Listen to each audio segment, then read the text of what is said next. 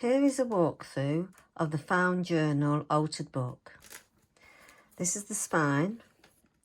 I didn't put any dangly bits on the spine as I didn't want to ruin the look of the words.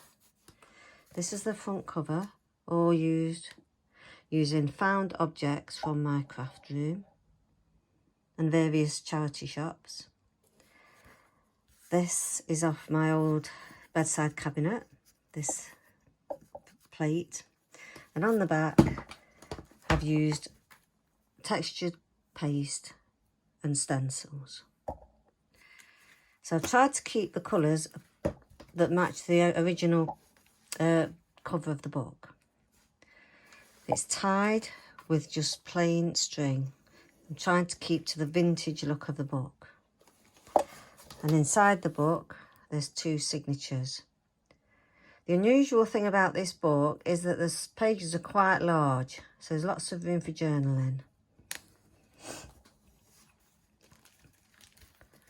So this is a found object. It's a wallpaper sample that I got that I didn't use on the wall, but I thought the colours matched the covers. Colours, lovely.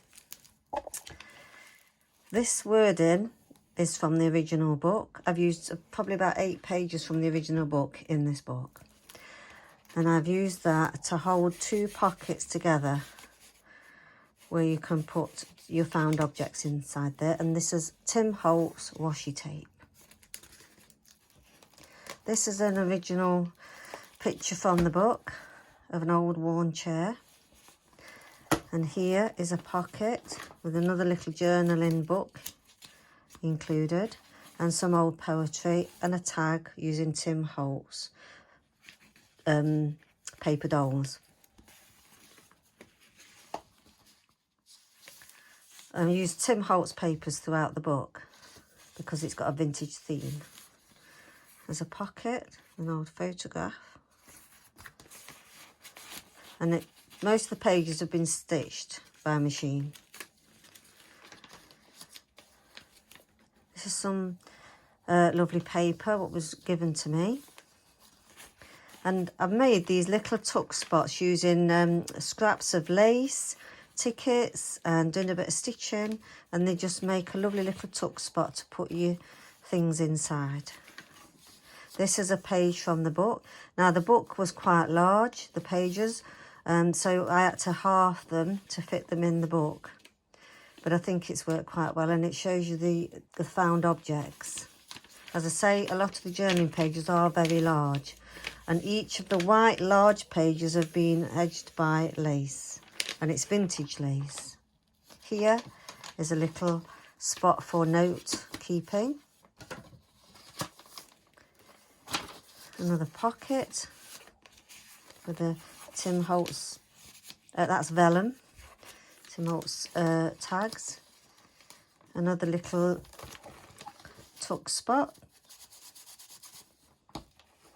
And some of the tuck spots have got words on that says the little things. This is from an old magazine.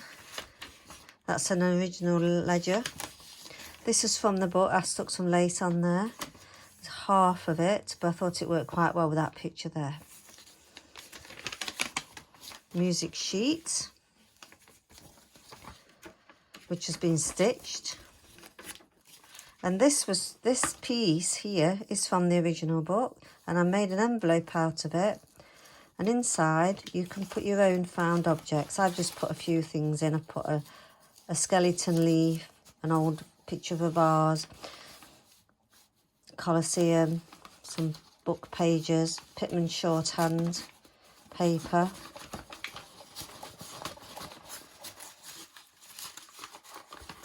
And that fastens just there with that little vintage button.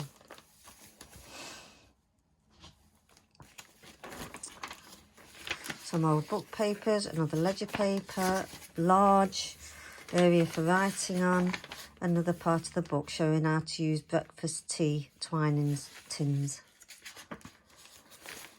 And there, an old Year 6 maths paper. This is a CD that I altered, and inside the CD case is another little journaling book to write your notes on. And that's from Tim Holt's Paper Dolls collection.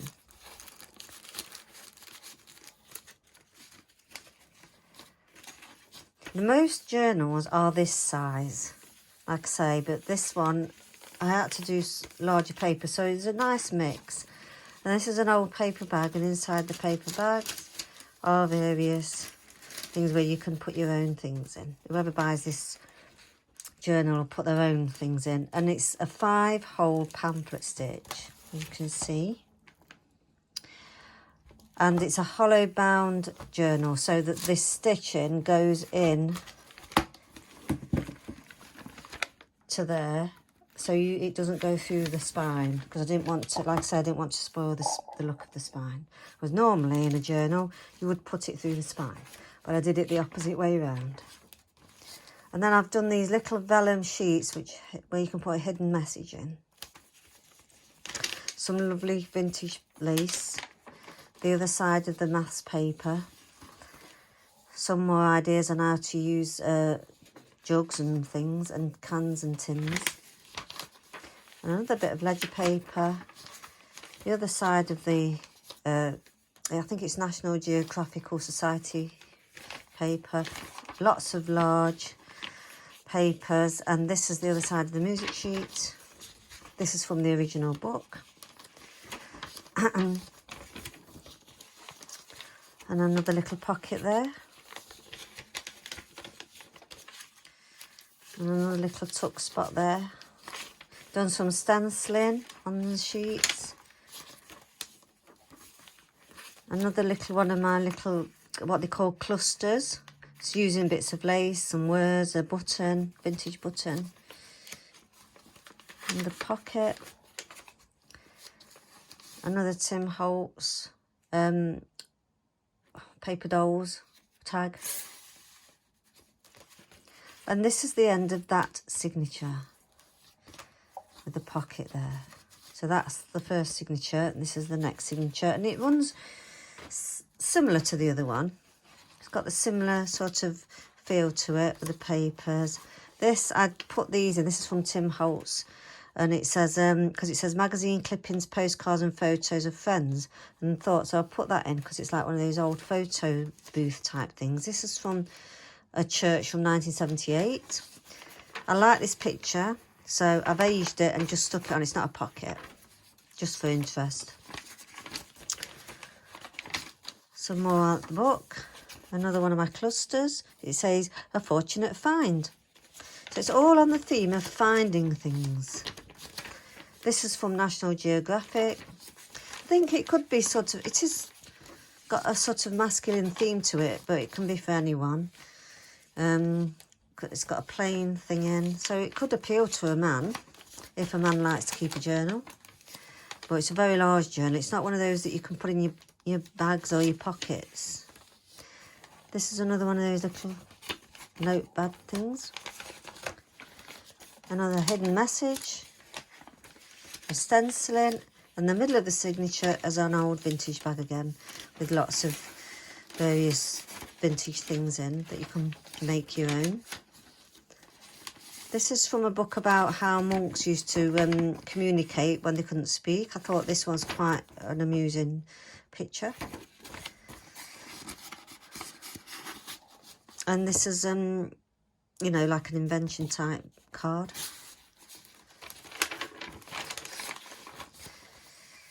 This is from the book, How to Use Old Forks. Ledger paper, school paper, music sheet, all stitched. This is like an invention type thing. I thought I'd make a nice little pocket with a nice little envelope you can put things in. It is like, say, it's like a masculine type thing, but it can be for women anyway. This tells you the story of the ship. Another pocket.